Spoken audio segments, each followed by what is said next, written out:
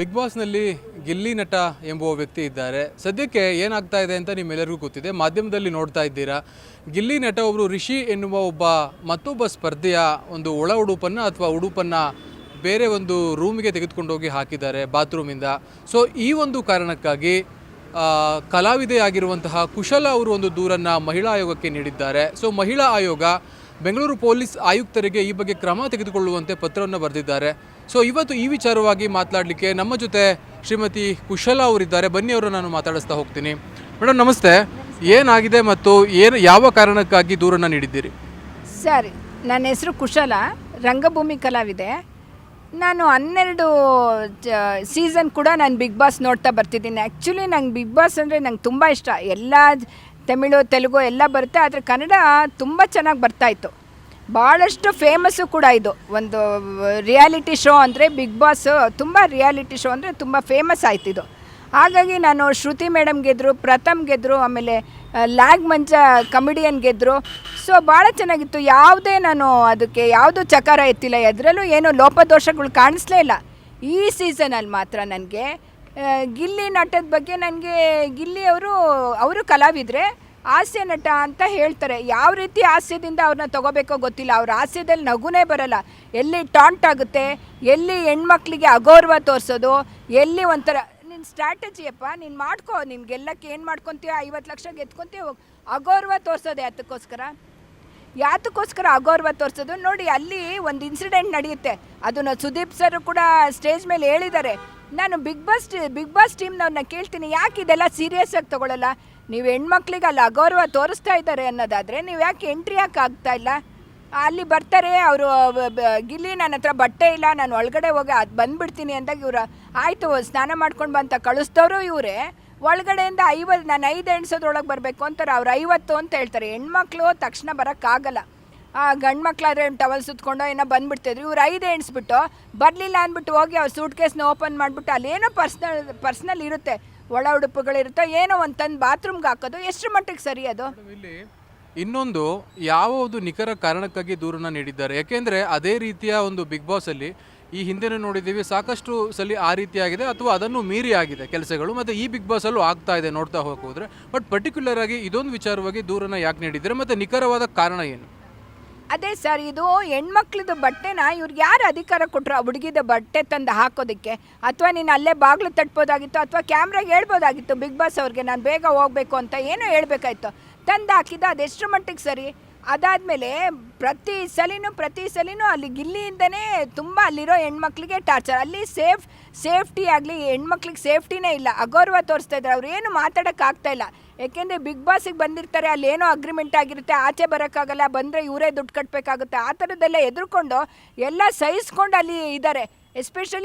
Especially Ashwini madam ಅಂತ ಇದ್ದಾರಲ್ಲ, ಅವ್ರಿಗಂತೂ ಬಲ್ಲೇ torture ಕೊಡ್ತಾಯಿದ್ದಾನೆ, ತುಂಬಾ ಟಾರ್ಚರ್. ಅದು ತುಂಬ ಆ ಕಾರಣದಿಂದ ನಂಗೆ ಸಹಿಸೋಕ್ಕಾಗ್ತಾಯಿಲ್ಲ ಅನ್ನೋ ಕಾರಣದಿಂದ ಒಂದೇ ಒಂದು ಉದ್ದೇಶ ಅಷ್ಟೇ, ನಮ್ಗೆ ಯಾವುದು ವೈಯಕ್ತಿಕ ದ್ವೇಷಗಳಿಲ್ಲ. ಆಮೇಲೆ ನಾನು ಬಿಗ್ ಬಾಸ್ ಅಭಿಮಾನಿ ಕೂಡ. ನಾನು ಎಲ್ಲ ಶೋನು ನೋಡ್ಕೊಂಬಂದಿದ್ದೀನಿ. ಈ ಸಲ ಹಿಂಗಾದಾಗ ನಾನು ತಡಿಲಾರ್ದೆ ನಾನು ಹೋಗಿ ಕಂಪ್ಲೇಂಟ್ ಕೊಟ್ಟಿದ್ದೀನಿ. ಅವ್ರು ಏನು ಆ್ಯಕ್ಷನ್ ತೊಗೊತಾರೋ ಬಿಡ್ತಾರೋ ಗೊತ್ತಿಲ್ಲ. ಆದರೆ ಅವರು ಒಂದು ಸ್ವಲ್ಪ ದಿವಸ ಕಾದು ನೋಡ್ತೀವಿ. ಗಿಲ್ಲಿ ಅವ್ರಿಗೆ, ಬಿಗ್ ಬಾಸ್ ಟೀಮ್ನವ್ರಿಗೆ ವಾರ್ನ್ ಮಾಡ್ತಾಯಿದ್ದೀನಿ, ಅಥವಾ ಅವ್ರ ಪೊಲೀಸ್ ಟೀಮ್ ಅವ್ರು ವಾರ್ನ್ ಮಾಡ್ತಾರೋ ನಂಗೆ ಗೊತ್ತಿಲ್ಲ. ಈಗಲೇ ಹೇಳ್ತಾ ಇದ್ದೀನಿ, ವಾರ್ನ್ ಮಾಡಿ ಒಂದು ಗಿಲ್ಲಿನ ಒಂದು ಹತೋಟಿಲಿ ಇನ್ನೂ 40 ದಿವಸ ಶೋ ಇದೆ, ಹತೋಟಿಗೆ ತಂದರೆ ಅದಾಗದೇ ಇದೇ ರೀತಿ ಮುಂದುವರಿಸ್ತಾರೆ ಗಿಲ್ಲಿಯವರು ಅನ್ನೋದಾದರೆ ನಾನು ಲೀಗಲಾಗಿ ಏನು ಕೋರ್ಟಿಗೆ ಹೋಗಬೇಕೋ, ಏನು ಸ್ಟೇ ತರೋದೋ ಆ ಥರ ಮಾಡೋಣ ಅಂತ ಇದ್ದೀನಿ. ಅಲ್ಲ, ಇದು ಕಾಮಿಡಿ ಅಂತ ಇವ್ರು ತೊಗೋತಾರಲ್ಲ, ಯಾವ ರೀತಿ ಕಾಮಿಡಿ ನೋಡಿ. ಜಗ್ಗೇಶ್ ಅವರು ಇದ್ದಾರೆ, ಅವ್ರ ಕಾಮಿಡಿ ನೋಡಿದರೆ ನಗು ಬರುತ್ತೆ. ಒಬ್ಬರು ಮನೆಯಲ್ಲಿ ಒಬ್ಬರು ಚಿಕ್ಕ ಮಕ್ಕಳೇ ಇರ್ತಾರೆ, ಒಬ್ಬರು ರೋಗಿಷ್ಟ್ರು ಇರ್ತಾರೆ, ಅಥವಾ ಆ ಕಾಮಿಡಿ ನಗ್ತಾಗ ಒಂದು ಬೂಸ್ಟ್ ಸಿಕ್ಕುತ್ತೆ. ಗಿಲ್ಲಿಯಿಂದ ಏನೂ ಸಿಗಲ್ಲ. ಯಾವ ರೀತಿ ಕಾಮಿಡಿನೋ ನನಗೆ ಗೊತ್ತಿಲ್ಲ. ಅದು ಯಾವ ರೀತಿ ಕಾಮಿಡಿ ಅಂತ ಅವ್ರನ್ನ ಹಾಕ್ಕೊಂಡಿದ್ದಾರೆ ಅನ್ನೋದೇ ನನಗೆ ಗೊತ್ತಾಗ್ತಾ ಇಲ್ಲ. ಮೇಡಮ್, ಇಲ್ಲಿ ಇನ್ನೊಂದು ಪ್ರಶ್ನೆ. ಪಂಚಾಯಿತಿ ಎನ್ನುವ ಕಾರ್ಯಕ್ರಮವನ್ನು ಪ್ರತಿ ಶನಿವಾರ ಮತ್ತು ಭಾನುವಾರ ಸುದೀಪ್ ಅವರು ನಡೆಸ್ಕೊಡ್ತಾರೆ. ಸೊ ಅಲ್ಲಿ ವಿಚಾರಗಳನ್ನ ಪ್ರಸ್ತಾಪ ಮಾಡಬಹುದು. ಅವರು ಮಾಡ್ತಿಲ್ಲ ಅಂತ ಏನಾದರೂ ನಿಮಗೆ ಅದ್ರ ಬಗ್ಗೆ ಆಕ್ರೋಶ ಇದೆಯಾ? ಮುಂದಿನ ದಿನಗಳಲ್ಲಿ ಅವರ ವಿರುದ್ಧ ಕಂಪ್ಲೇಂಟ್ ಕೊಡುವ ಒಂದು ನಿರ್ಧಾರ ಏನಾದರೂ ಮಾಡಿದ್ದೀರಾ? ಒಳ್ಳೆ ಪ್ರಶ್ನೆ. ಹೌದು, ಪಂಚಾಯಿತಿ ಅಂತ ಶನಿವಾರ ಭಾನುವಾರ ಬರುತ್ತೆ. ಸುದೀಪ್ ಅವ್ರು ಭಾಳ ಚೆನ್ನಾಗಿ ಮಾಡ್ತಾ ಇದ್ದಾರೆ. ಆದರೆ ಈ ಸಲ ಮಾತ್ರ ಸುದೀಪ್ ಅವ್ರದ್ದು ನಾನು 12 ವರ್ಷದಿಂದ ನೋಡ್ಕೊಂಬಂದಿರೋದು. ಈ ಸಲ ಮಾತ್ರ ಯಾರನ್ನೂ ಬಿಟ್ಕೊಡದೆ ಹಾಗೆ ತೇಲಿಸ್ತಿದ್ದಾರೆ. ಮತ್ತು ಸುದೀಪ್ ಅವರು ಹೇಳ್ತಾ ಇದ್ದಾರೆ, ಮತ್ತು ಎಲ್ಲಿ ಹೆಣ್ಮಕ್ಳನ್ನೆಲ್ಲೂ ಅವರು ಇದು ತಗೋತಾ ಇಲ್ಲ, ಹೇಳ್ತಾ ಇಲ್ಲ ಸುದೀಪ್ ಅವ್ರಿಗೆ ಸೀರಿಯಸ್ ಆಗಿ ಹೇಳ್ತಾ ಇಲ್ಲ ಅವರು. ಹಾಗಾಗಿ ನನಗೆ ಅದೊಂದು ಸುದೀಪ್ ಅವ್ರ ಬಗ್ಗೆ ಒಂದು ಸ್ವಲ್ಪ ಬೇಜಾರಿದೆ. ಈ ಸಲ ಹೆಣ್ಮಕ್ಳನ್ನ ಎಸ್ಪೆಷಲಿ ಅಶ್ವಿನಿ ಅವ್ರಿಗಂತೂ ಫಸ್ಟು ಒಂದು 2 ವಾರ ನೀವು ಅಬ್ಸರ್ವ್ ಮಾಡಿದರೆ ಎಲ್ಲೂ ಮಾತೇ ಆಡ್ಸಲ್ಲ, ಆಮೇಲೆ ಮಾತಾಡಿಸ್ತಾ ಬಂದರು. ಹಾಗಾಗಿ ಹೆಣ್ಮಕ್ಳಿಗೆ ಅಷ್ಟು ಇಂಪಾರ್ಟೆನ್ಸ್ ಕೊಡ್ತಾ ಇಲ್ಲ ಸುದೀಪ್ ಅವರು. ಬರೀ ಗಿಲ್ಲಿ ನಟನಿಗೆ ಅವ್ರನ್ನ ನಗಿಸ್ಬಿಟ್ಟು ತಾವು ನಕ್ಕೊಂಡು ಹೋಗೋದು ಪಂಚಾಯಿತಿ ಆಗೋದಿಲ್ಲ ಸರ್. ಸುದೀಪ್ ಸರ್, ನೀವು ಹೆಣ್ಮಕ್ಳ ಬಗ್ಗೆನೂ ಒಂದು ಇಂಟ್ರೆಸ್ಟ್ ತೊಗೊಳ್ಳಿ ಅನ್ನೋದು ನಿಮ್ಮ ಮೂಲಕ ನಾನು ಕೇಳ್ಕೊತೀನಿ. ಈ ಹಿಂದೆಯೂ ಸಹ ಸರ್ಕಾರದ ಕೆಲವೊಂದು ನಿಯಮಗಳನ್ನು ಗಾಳಿಗೆ ತೂರಿದ್ರು. ಸೊ ಈ ಹಿನ್ನೆಲೆಯಲ್ಲಿ 2 ದಿವಸ ಬಂದ್ ಕೂಡ ಮಾಡಿದ್ರು. ನಿಮ್ಮ ಈ ಒಂದು ದೂರು ಆ ರೀತಿ ಏನಾದರೂ ಇಂಪ್ಯಾಕ್ಟ್ ಏನಾದರೂ ಮಾಡುತ್ತಾ ಅಥವಾ ಹೇಗೆ? ಹೌದು, ಹೋಸಲಿ ಅದೇನೋ ಬಿಗ್ ಬಾಸ್ ಶೋ ನಿಲ್ಸ ನಮ್ಗೆ ತುಂಬ ಬೇಜಾರಾಗೋಗಿತ್ತು. ಯಾಕೆಂದರೆ ಇದರಲ್ಲೇ ಗೊತ್ತಾಗ್ತಿದೆ ಈ ಏನು ಅಲ್ಲಿ ಒಂದು ಪರ್ಮಿಷನ್ ತೊಗೊಳೋದಾಗಲಿ ಅಥವಾ ಇನ್ನೊಂದು ಮಾಡಿ ಬಿಗ್ ಬಾಸು ಇದೆಲ್ಲ ಫೇಲ್ಯೂರ್ ಟೀಮ್ ಅಂತ ಅನಿಸ್ತಾ ಇದೆ. ಇದು ಈಗ ಆಯ್ಕೆನಲ್ಲೂ ಅಷ್ಟೇ, ಗಿಲ್ಲಿನ ಆಯ್ಕೆ ಮಾಡಿರೋದು ನೀವು ಒಳಗಡೆ ಕರ್ಕೊಂಡೋಗಿ ಕುಂಡ್ರಿಸಿರೋದು ಫೇಲ್ಯೂರ್ ಟೀಮೇ ಇದು ಬಿಗ್ ಬಾಸ್ ಟೀಮು.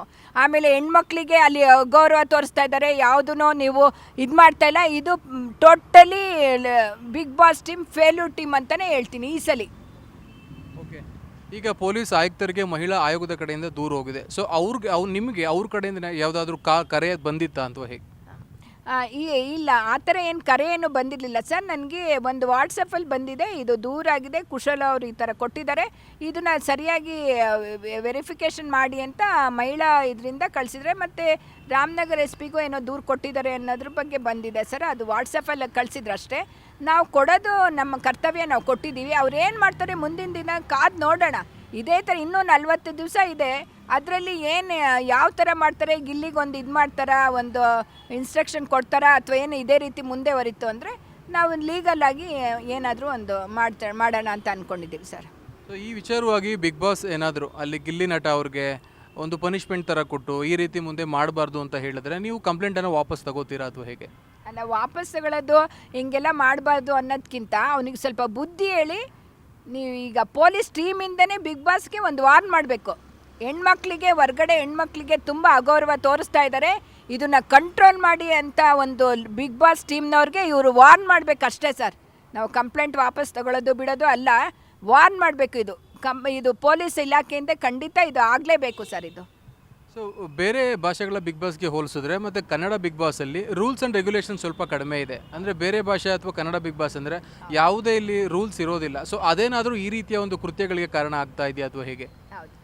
ಹೌದು, ಈಗ ಇದು ಬರುತ್ತೆ ಸರ್, ಈ ತಮಿಳ್ ಬಿಗ್ ಬಾಸ್ ಬರ್ತಾ ಇದೆ, ಮತ್ತು ತೆಲುಗು, ಎಲ್ಲೇ ಬಂದರೂ ಈ ಥರದ್ದು ಒಳಗಡೆ ನಡೆದ ತಕ್ಷಣವೇ ಬಿಗ್ ಬಾಸ್ ಎಂಟ್ರಿ ಆಗ್ತಾರೆ. ಅಲ್ಲಿ ಇಲ್ಲ ಇದು ಮಾಡಬಾರ್ದು, ಇದು ನಿಲ್ಲಿಸ್ಬೇಕು, ಇದು ಆಗಬಾರ್ದು ಅಂತ ಎಲ್ಲ ಹೇಳ್ತಾರೆ. ಇಲ್ಲಿ ಈ ಕನ್ನಡ ಬಿಗ್ ಬಾಸಲ್ಲಿ ಆ ಥರ ಏನು ನಡೆಯೋದು ನಾವು ತೋರಿಸಿಲ್ಲ, ಅಥವಾ ನಡೆಯುತ್ತೆ ಏನೋ ಗೊತ್ತಿಲ್ಲ. ಆದರೆ ಇದು ಶನಿವಾರ ಸುದೀಪ್ ಅವ್ರಿಗೆ ಪಂಚಾಯತಿಗೆ ವೆಯ್ಟ್ ಮಾಡ್ತಾರೆ. ಅಲ್ಲಿ ತನಕ ಅವರೆಲ್ಲ ಹೆಣ್ಮಕ್ಳು ಅನ್ನಿಸ್ಕೊಂಡು ಅಗೌರವ ಅನ್ನಿಸ್ಕೊಂಡು ನರಳಬೇಕು. ಇದು ಗಿಲ್ಲಿ ನಟ ಅಂದಿದ್ದಾರೆ ಅಂತ ನರಳೋದು ಅಲ್ಲದೆ ಇನ್ನು ಸುದೀಪ್ ಅವರು ಬಂದು ಏನಂತಾರೋ ಏನೋ ಅನ್ನೋದನ್ನು ಅದನ್ನು ನರಳಬೇಕು. ಇದಾಗಬಾರ್ದು. ಮಧ್ಯದಲ್ಲಿ ಎಂಟ್ರಿ ಕೊಡಿ. ಸುದೀಪ್ ಸರ್ ಪಂಚಾಯತಿ ಮಾಡ್ತಾರೆ, ಓಕೆ. ನೀವು ಬಿಗ್ ಬಾಸ್ ಟೀಮ್ ಏನು ಮಾಡ್ತಿದ್ದೀರಿ ಹೇಳಿ. ಈಗ ನಿನ್ನೆ ರಾತ್ರಿ ಎಪಿಸೋಡ್ ನೀವೆಲ್ಲ ನೋಡಿರ್ಬೋದು. ಅವರು ಕ್ಷಮೆ ಕೇಳಕ್ಕೆ ಬರ್ತಾರೆ, ಯಾರು ಅಶ್ವಿನಿ ಗೌಡ ಅವರು ಎಲ್ಲರಿಗೂ ಕೇಳಿರ್ತಾರೆ, ಒಂದು ಯಾವುದೋ ಒಂದು ಟಾಸ್ಕ್ ಕೊಟ್ಟಿರ್ತಾರೆ. ಅದನ್ನು ಎಷ್ಟು ಅಗೌರವಾಗಿ ಒಂದು ಹೆಣ್ಮಗುಗೆ ಅಗೌರವಾಗಿ ಕಾಲ ಮೇಲೆ ಕಾಲು ಹಾಕ್ಕೊಂಡು ಭಾಳ ಒಂದು ನನಗೆ ತುಂಬ ಬೇಜಾರಾಗಿದ್ದು ಅಲ್ಲೇ ಸರ್. ಅದಕ್ಕೆ ಈ ಸೀಸನ್ಗೆ ನಾನು ಇಷ್ಟೊಂದು ಹೊರ್ಗಡೆ ಬಂದು ಮಾತಾಡಬೇಕಾ ಅವಶ್ಯಕತೆ ಬಂದಿದೆ. ಇದು ಯಾಕೆ ಅರ್ಥ ಆಗ್ತಾ ಇಲ್ಲ ಬಿಗ್ ಬಾಸ್ ಟೀಮ್ ಅವ್ರಿಗೆ? ನೀವು ಮಾಡಿ ಸರ್, ಮಾಡಿ. Big boss Kannada reality show actually ತುಂಬ ಫೇಮಸ್ ಆಯಿತು. ಯಾಕೆ ಈ ಸಲ ಫೇಲ್ಯೂರ್ ಆಗ್ತಾ ಇದ್ದೀರಾ ಅಂತ ನನಗೆ ಗೊತ್ತಾಗ್ತಾ ಇಲ್ಲ. ದಿನನಿತ್ಯ ನೀವು ಬಿಗ್ ಬಾಸನ್ನು ನೋಡ್ತೀರಾ, ಅಲ್ಲಿ ಕೆಲವೊಂದು ಟಾಸ್ಕ್ಗಳಾಗಿರ್ಬೋದು ಅಥವಾ ಸ್ಪರ್ಧಿಗಳು ಮಾತುಕತೆ ಆಡ್ತಾ ಇರ್ತಾರೆ, ಅದನ್ನೆಲ್ಲ ನೋಡಿಸಿದಾಗ ಮುಜುಗರ ಅನಿಸುವ ಕೆಲವೊಂದು ವಿಚಾರಗಳಿದೆ. ಸೊ ಅದ್ರ ಬಗ್ಗೆ ಹೇಳೋದಾದರೆ?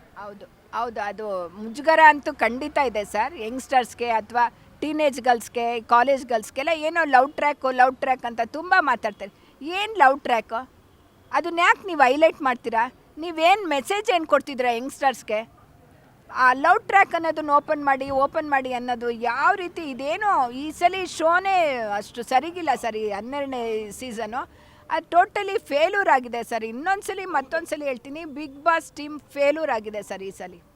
ಓಕೆ, ಒಟ್ಟಾರೆ ಅವರು ಮಾಡುವ ಈ ಒಂದು ಕೆಲಸಗಳಿಂದ ಅದು TRPಗೋಸ್ಕರ ಅಂತ ಏನಾದರೂ ನಿಮಗೆ ಅನಿಸುತ್ತಾ? ಖಂಡಿತ 100%. ಇದು ಯಾವುದು ಮೆಸೇಜ್ ಹೋಗ್ತಾನೆ ಇಲ್ಲ ಹೊರ್ಗಡೆಗೆ. ಇದು ಟಿ ಆರ್ ಪಿಗೋಸ್ಕರನೇ ಮಾಡ್ತಿರೋದು. ಸ್ಪಾನ್ಸರ್ ಸಿಕ್ಕಿದ್ದಾರೆ, ಅದು ಇದು ಮಾಡ್ಕೊಳ್ಳಿ, ನೀವು ಟಿ ಆರ್ ಪಿಗೆ ಮಾಡ್ಕೊಳ್ಳಿ, ಇನ್ನೊಂದು ಮಾಡ್ಕೊಳ್ಳಿ, ಗಿಲ್ಲಿ ನಟಂಗೆ 50 ಲಕ್ಷ ಕೊಟ್ಟು ಕಳಿಸಿ. ಆದರೆ ನೀವು ಕಂಟ್ರೋಲ್ ಮಾಡಿ ಗಿಲ್ಲಿ ನಟನ್ನ, ಮತ್ತು ಅಲ್ಲಿ ಹೆಣ್ಮಕ್ಳಿಗೆ ಗೌರವ ಕೊಡೋದನ್ನು ಕಡಿ.